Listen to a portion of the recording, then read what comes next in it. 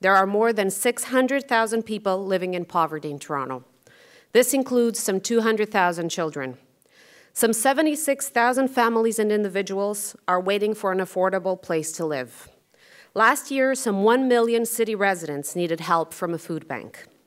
These statistics are about real people in real need, and we must never forget that. But this symposium is about the future and what we can achieve together, not the past and what we did not or could not do. Investing in our people, especially our children, is good for families, and it is smart economic policy. We also called for innovation, collaboration, and new partnerships in the community and business sectors. Government alone will not solve the social challenges of the 21st century. It is a shared responsibility, and we need all hands on deck. The supportive connections among tenants in Toronto's high-rise towers, the desire of landlords to maintain these buildings, the willingness of all levels of government to tackle problems at a community level.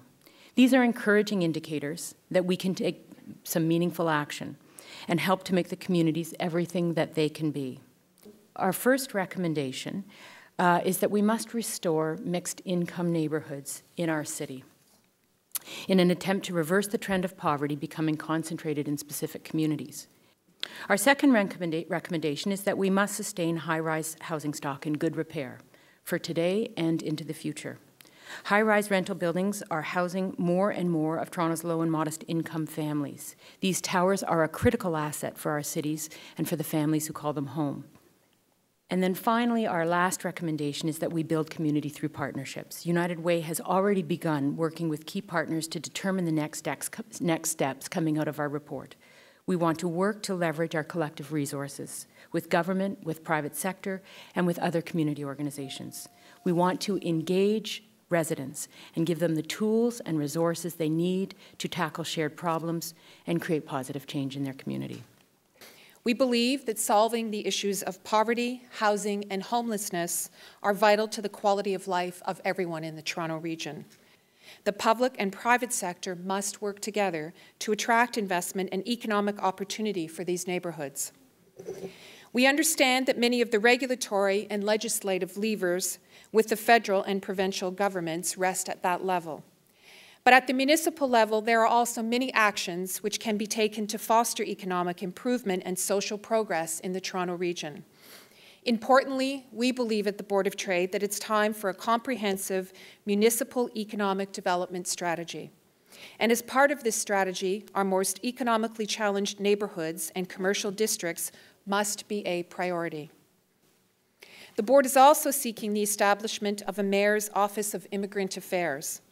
Currently, programs for newcomers are run within a variety of divisions within the city. A centrally coordinated office would follow the best practices of other cities, such as New York and Los Angeles. This would not require new resources, just better coordination of existing resources. For those people, our fellow citizens, every day is a battle with insufficient income, unaffordable housing, inadequate clothing, and unsatisfactory nutrition. Just struggling to get by, these families can't even dream about getting ahead. We believe that what is needed is to provide a basic income guarantee for people with severe disabilities. Just as the guaranteed income supplement lifted tens of thousands of seniors out of poverty, a guaranteed income for those with severe disabilities would immediately take about 500,000 people off social assistance rolls. Specifically, we recommend adequate and sustained funding through the Affordable Housing Initiative to increase the supply of affordable housing. We also need to increase public awareness and support. We have to go beyond the people that are interested and have traditionally been interested and involved in these issues. We need a broader scope of people. We need a wider base of support. Number one is inclusionary housing. We build a lot of housing. For 20 years, we're only building one kind of housing, a certain kind of condo. Okay. 10, 15, 20% of that. The rules of the game have to be changed. They have to be applied fairly to all developers and all that. Most would buy into that as long as they were fair and reasonable rules and applied to everybody. That's inclusionary housing. Second, again mentioned by the Senator, rental housing rehabilitation. Since the 70s, we've had this residential rehabilitation assistance program. It's very small. It needs to be much bigger. Our rental housing stock right across the country, and in particular in the city, is aging. It's very old. Third, we heard about vertical poverty. We have 1,200 of those slab high-rise rental buildings, public and private sector, in the city of Toronto. There's a program called Tower Neighborhood Renewal. It needs to be expanded. It needs to happen in these clusters all around the city. The fortunate thing is there's a great asset there. The zoning required these towers to be an open space, wasted open space, but that space is perfect for redevelopment. Infill some ownership housing, infill some shopping, infill some workplaces, infill some community facilities, and link it up with the fourth point I'm making, last point, is rapid transit. Whether it's streetcars or subways, the 40% of the city of Toronto where socioeconomic status is going down, where it's increasingly a non-white city, it's a leftover part of the city. That part of the city is not at all served by rapid transit. That should be a priority there. I believe we have to have a national housing strategy. I believe we have to build more affordable or social housing, or be careful using the words now. But I also think we have to use the resources that exist. And so if we had a housing benefit that people could stay in open market housing and afford to pay their rent, then we would have room for everyone. But there's another thing that we have to do as Ontarians, as Torontonians, as Canadians, and that is change people's perception. Because I don't know if I'm the only one who was stunned by the report that was released on Monday by the Salvation Army that showed what the perception of the average Canadian is, that people who are living in poverty are lazy. People who are living in poverty, if they made $30,000 a year for a family of four, they would be fine.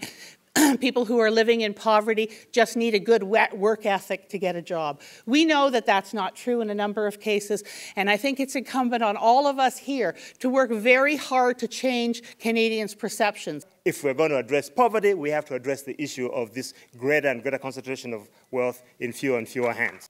So if we want to talk about a plan, that plan needs to include aspects that address the uneven and unequal access to employment for women, for racialized groups, for Aboriginal people, for persons with disability, for young people. We must address those issues.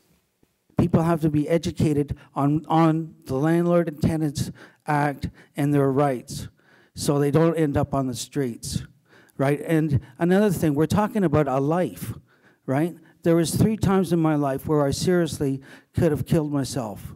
And that's something that is the importance of talking about poverty. You're talking about individuals' lives.